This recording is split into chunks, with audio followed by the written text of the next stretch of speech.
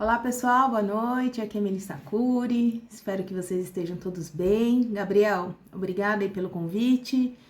Bom, vou me apresentar e vou falar sobre a minha profissão. Como eu disse, eu sou a Melissa Curi, eu tenho 49 anos. Eu me formei em 1998. Eu me formei em administração de empresas, me especializei em comércio exterior. Fiz pós-graduação em marketing internacional. No exterior, eu fiz alguns cursos de especialização em marketing internacional, inglês comercial, negociações e business, enfim, toda essa área de negócios. Como que eu escolhi a administração? Na verdade, acho que a administração que me escolheu. Desde criança, eu sempre quis ser engenheira civil. Porque meu pai trabalhava com obra e vez ou outra ele me levava e eu queria ser engenheira de pontes e viadutos de grandes estruturas. Porém, eu fiz com 17 anos, eu fui fazer intercâmbio nos Estados Unidos, fui morar numa cidadezinha muito pequenininha, se chama Ellendale, na Dakota do Norte, quase fronteira com o Canadá, um lugar nada nem ninguém, só muito frio. E lá eu me destaquei bastante na escola e tudo mais. E nós tínhamos uma classe lá, uma aula, que era, como eu já estava no senior, né, no senior year, era uma aula de orientação, como se fosse orientação vocacional. E eu tive bastantes encontros com essa professora, tal, não sei o quê. E antes de eu voltar para o Brasil, antes de eu vir embora, ela me falou assim, nossa, Melissa, você deveria trabalhar com comércio exterior, né, ou com negócios internacionais, tal, mas aquilo passou porque eu estava completamente decidida que eu queria ser engenheira civil. Inclusive, por conta das minhas notas lá na escola, eu cheguei a ganhar uma bolsa de estudos de 60% numa universidade americana para fazer engenharia civil. Muito bem, voltei para o Brasil. Aí a gente tem que fazer aquela validação dos estudos e tudo mais. E na minha época, gente, isso eu tô falando em 94, 95. Seria o vestibular de 94 para começar a faculdade em 95 se você passasse. Era como se fosse um Enem de hoje, só que era muito mais específico, assim. Eu acho que, eu não sei se eu posso dizer se é mais difícil, mais fácil. Eu sei que era muito abrangente e cada universidade tinha a sua, né? O Enem deu uma centralizada nisso tudo, mas ali cada universidade tinha a sua prova de vestibular. Então era muito comum a gente fazer 4, 5, 6 vestibulares, dependendo das universidades ou faculdades que você quisesse ingressar. E eu prestei em todas as faculdades de Santos para engenharia, passei em todas. Prestei administração lá em São Paulo. Administração, depois com a especialização em comércio exterior. Naquela época, comércio exterior era uma coisa muito nova. No Brasil, só tinha uma faculdade de comércio exterior, que era a Unip. Tinha algumas outras secundárias ou terciárias, mas a Unip era a número 1, a mais importante, e tinha também faculdade de diplomacia, que aí era em Brasília, mas eu não estava qualificada para fazer essa faculdade porque exigia francês fluente, além do inglês, francês fluente, e eu não tinha, né? Na época eu falava inglês fluente, hoje eu falo inglês e espanhol, mas eu não falo francês nem hoje, nem falava lá em 94, então já eliminei diplomacia. Só sei que no último momento, nossa gente, olha só, que gostoso isso, lembrar lá no passado. No último momento, eu lembro que eu tava aqui de férias, já tinha feito a validação, né, do high school aqui no Brasil, então eu estudei uns 6 meses num cursinho só para validar o meu diploma americano aqui. Olha, nos 48, já tinha passado engenharia, nos 48 do segundo tempo, eu tava na praia, eu levantei e falei, eu vou fazer esse vestibular de administração. Peguei o carro e fui para São Paulo, fui fazer a prova e passei. Bom, o coração bateu mais forte e fui para administração. Caramba, eu sempre uma pessoa de exatas, né? Mas fui para humanas fazer ADM. Logo no primeiro ano, eu já comecei a trabalhar, porque eu tinha comigo que só a teoria não bastava. nunca bastou. Eu sempre tive a experiência de ver os meus pais trabalhando muito, aquela coisa toda, né? A minha mãe estudava e trabalhava, meu pai também, todo mundo, né? Então eu tinha comigo que, poxa, fazer administração, não, vou fazer à noite porque daí eu já começo a trabalhar, já queria ir pra prática. E dito e feito. Eu até cometi um pecadinho aí no começo de carreira, ia ir pra prática. E dito e feito. Eu até cometi um pecadinho aí no começo de carreira, porque eu vi lá, tinha os murais na faculdade, né, com oportunidades de estágio, mas tinha lá uma vaga para quarto-anista, hein? Ó, o pessoal já no sexto para sétimo semestre, a faculdade tinha 8 anos, né? 8 anos, ó, 4 anos, 8 semestres, mas exigia inglês fluente, era perto de onde eu morava, perto da faculdade, perto de metrô, eu fui, eu me inscrevi, me chamaram para entrevista como se eu fosse do quarto ano. E não é que eu passei no processo de seleção, tinham muitas pessoas. E eu fiquei na final. E chegou na finalista, a gerente lá, Aida, não esqueço o nome dela, Aida. Chegou no final e falou: Melissa, gostei de você, parabéns, você está contratada, vai trabalhar aqui na exportação. Era um escritório de agenciamento de cargas. Imaginem que existem as agências de viagem, mas a gente agenciava cargas, providenciava o transporte de mercadorias pelo mundo. E eu ia trabalhar no setor de exportação. Aí eu falei, putz, bacana, mas, dona Aida, eu preciso contar uma coisa. Eu vim, me inscrevi, fui ousada e tal, mas eu acabei de entrar na faculdade. Gente, eu tava no segundo mês de faculdade, tipo no primeiro semestre ainda. Mas a vantagem era que eu tinha inglês fluente. Ela falou, putz, Melissa, quer saber? Gostei de você, você tá contratada. Eu, então, puta, bora lá, já consegui meu primeiro emprego. E a partir daí, eu nunca mais fiquei desempregada, gente. Nunca mais. Porque essa área de agenciamento de cargas, ela é sensacional. A área de comércio exterior como um todo, ela é espetacular. E o Brasil, na década de 90, tava começando, né? Não sei quem acompanha a política, mas era a época, acho que do Collor, que começou a abrir o mercado brasileiro para o comércio exterior e tal. Então tava meio que bombando o negócio, sabe? O real tinha começado, então assim, e tava super valorizado, né? Então foi uma boa época naquela oportunidade. Bom, enfim. Aí de lá fui só trocando de empresa, sempre sendo promovida, melhorando o salário. E, gente, não pensa que era como hoje. Bom, não quero julgar, né, porque não tô acompanhando de perto, mas, assim, não tinha frescura, sabe? A gente trabalhava o tanto que tinha que trabalhar. Se esticasse o horário, a gente esticava, sabe? Era assim, era uma dedicação total. Total, eu não queria saber, a gente não queria saber de salário, quanto ganhava. A questão era conseguir a oportunidade de adquirir experiência, né? Então, eu mergulhei de cabeça nisso. Tanto que o meu salário, na época, e também estagiário não tinha tantos benefícios como tem hoje, né? Ali a empresa pagava o que queria, eles chamavam de uma ajuda de custo. E... Só um minutinho. Desculpa, deu uma pausa aqui. Mas essa ajuda de custo, eu não conseguia pagar o metrô e pagar o almoço, né? Não tinha benefício, não tinha nada. Bom, me virei, consegui e tal, e foi assim. Então, a partir desse momento, eu só ia trocando de emprego, ia sendo promovida, aumentava o salário e tal, até que eu fui efetivada, acho que no segundo ano, nem esperou acabar a faculdade.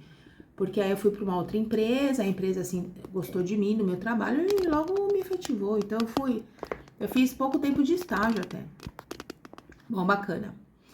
E aí, essa área é tão fascinante, né? Pra mim, era tão fascinante. E eu descobri em mim mesma diversas habilidades que eu nem sabia que eu tinha. Dentre elas, a habilidade de vendas, de ser vendedora. E eu tenho uma habilidade muito boa também para comunicação.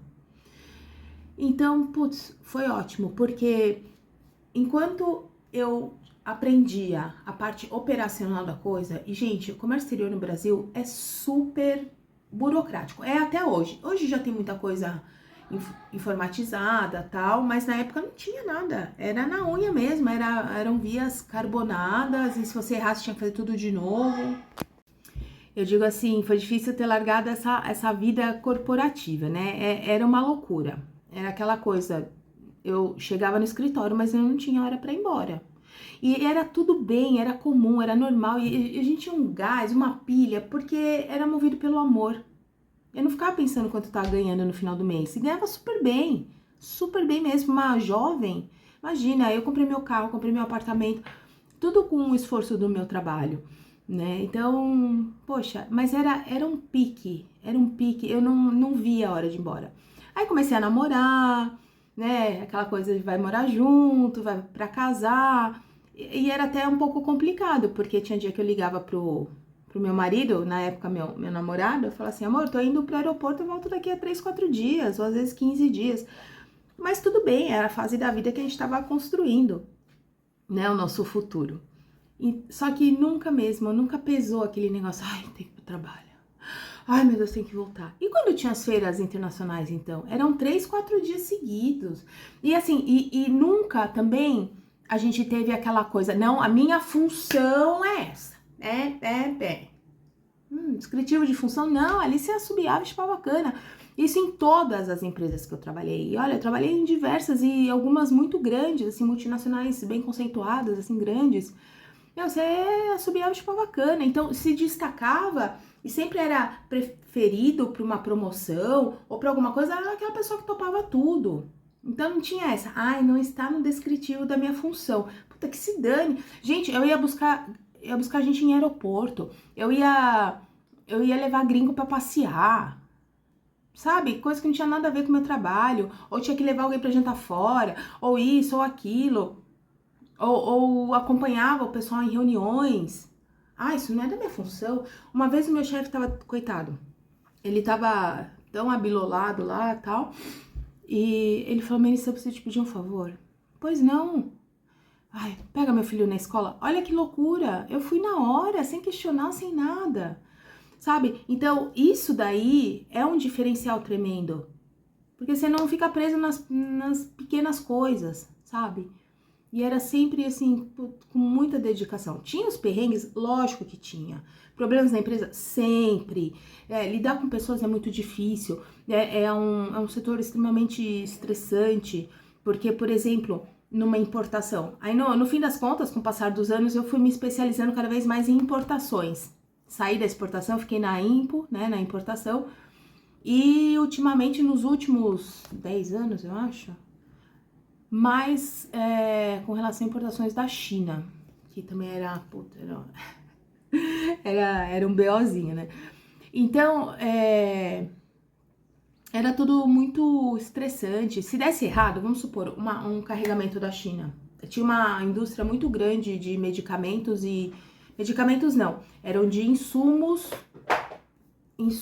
para cirurgias, para laboratórios. Então, eram luva, seringa, injeção, E é o tipo de negócio que, vamos supor, se a carga atrasasse, se ficasse presa, se não sei, puta, parava a produção do cara, e o cara já tinha contrato de venda, daí atrapalhava tudo, a gente pagava multas altíssimas, né? Se eles estavam esperando a carga em 40 dias, que era o prazo contratado, chegasse em 45, aí a empresa tinha que pagar. Se nós, funcionários, cometêssemos um erro, era a nossa empresa que pagava um erro documental. Então, era muito estressante. E às vezes aconteciam coisas que nem eram da nossa alçada, que não eram responsabilidade nossa. E mesmo assim, vendemos o serviço, a gente que respondia por ele. Então, era muito estressante, sim.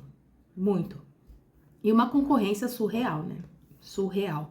E requeria, de fato, uma habilidade no comercial, porque a gente vendia, eu brincava assim que a gente vendia fumaça, né? Porque era um serviço, não é um objeto palpável. Assim, olha, tá vendo esse copo? O vidro dele é fino, é elegante, é bacana, tal, mas ao mesmo tempo é resistente. Ó, você tá vendo o copo. Ali não, ali nós vendíamos o serviço. Então, o cliente, a indústria, a empresa, ela tinha que acreditar na nossa capacidade de fornecer esse serviço antes mesmo de ver se a gente era de fato capaz ou não. Então, era sempre muito desafiador e sempre muito bacana. Melissa, se você fala tão bem, gosta tanto, tão apaixonada, por que você largou, né? Quando eu tava com 42 anos, eu tinha tido meu filho, né? Aliás, olha, por causa do trabalho, a correria animal, eu não tinha tempo para ser mãe, né? Eu me casei, logo me transferiram para Porto Alegre, que eu fui gerenciar, eu fui abrir não, a filial já existia lá da empresa que eu trabalhava, era uma multinacional uruguaia, bem importante, bem grande. E eles estavam com problemas lá na filial do Rio Grande do Sul e me fizeram a oferta, o convite de gerenciar aquela filial. Putz, uma coisa muito boa pra mim, né? Meu marido topou, então a gente foi embora pra Porto Alegre. Porto Alegre era um ritmo mais tranquilo do que São Paulo, então deu até pra pensar em ser mãe, e meu filho é um gauchinho, nasceu lá. Mas logo, quando ele fez 1 ano e meio, mais ou menos, a empresa me transferiu, me trouxe de volta pra São Paulo. Ok. E ali, eu já tava, acho que, bem estressada. O estresse, a estafa, o estilo de vida de São Paulo foi ficando demais pra mim. Então eu comecei a ter alguns problemas com relação ao estresse, né? Uma vez eu fui até pro HCOR achando que eu tava tendo um infarto, mas não, eu tive uma estafa. Isso ficou recorrente, assim, eu tive umas 2 ou 3. Cheguei a ter um mal súbito no carro, eu bati o carro na marginal, né? Aí começou um negócio a ficar um pouco preocupante. Mas eu nunca cedi, assim, com relação a remédio e etc. Eu sempre fui muito resiliente, assim, muito forte. Aí, por questões pessoais, a minha mãe já tinha um negócio aqui em Peruíbe, um hotel, e ela ia vender, enfim. Cá estou. Voltei para Peruíbe faz 8 anos. Então, depois de 23 anos de comércio exterior, já tô há 8 aqui em Peruíbe. Hoje eu administro, olha só, né, como tudo coopera, né? Pro bem e pro destino, né? Se eu fosse engenheira civil, talvez eu não administraria tão bem. Mas hoje eu administro os negócios da família, que é um hotel aqui em Peruíbe. Nós já tivemos 4 hotéis aqui, mas hoje restou Praia Sul com 30 apartamentos. E eu administro também uma outra pousada, que é do meu padrasto. E vai muito bem, obrigada, né? Apesar da situação econômica da cidade, do turismo aqui ainda tá muito fraco, ele caiu bastante nos últimos anos, mas as minhas habilidades de administração e de saber conviver com conflitos, de saber lidar no estresse, de saber lidar com problemas, me ajuda a ter uma administração muito bem sucedida aqui. Mas aí, nesse cenário, nessas condições, nessa situação, porque cada coisa é uma coisa. E falo pra vocês, gente, é muito gratificante a gente trabalhar naquilo que a gente gosta, porque tem um ditado, né? Quando você faz aquilo que você ama, você não trabalha um dia sequer na sua vida, né? Porque é tudo muito gostoso. Só que eu demorei pra desmamar.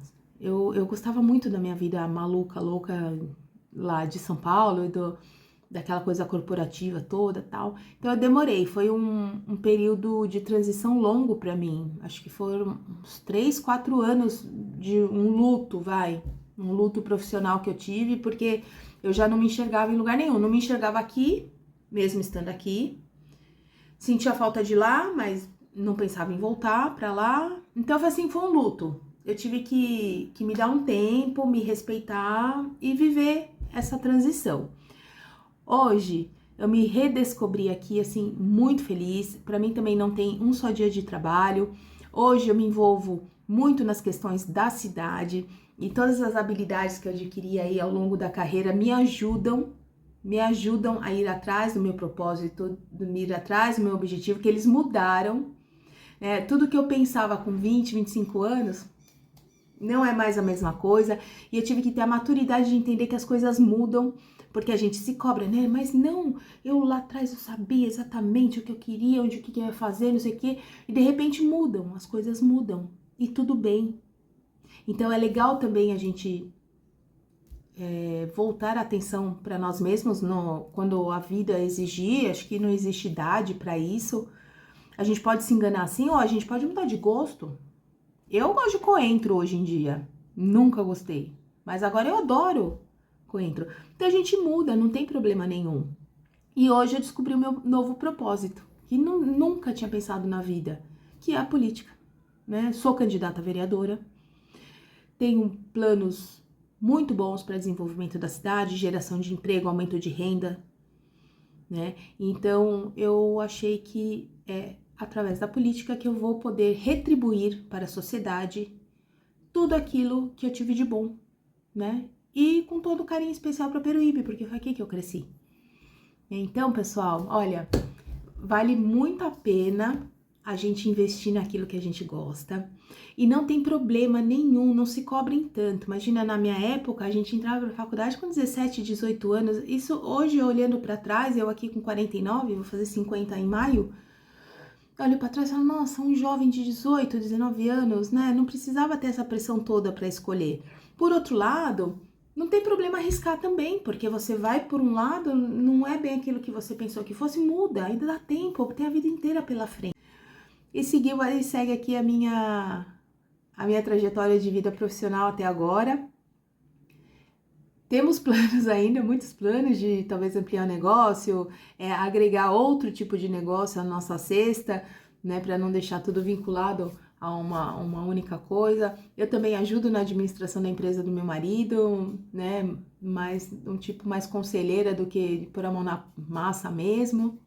E é isso aí, pessoal, é isso aí. O importante é a gente procurar, assim, aquilo que preencha a nossa alma, que nos faça sentir úteis, produtivos, e não só para nós mesmos. Em algum momento da vida, a gente vai se dar conta que a gente precisa expandir, que a gente precisa olhar para o outro, que a gente fazer da nossa habilidade, do nosso conhecimento, algo bom para alguém, né?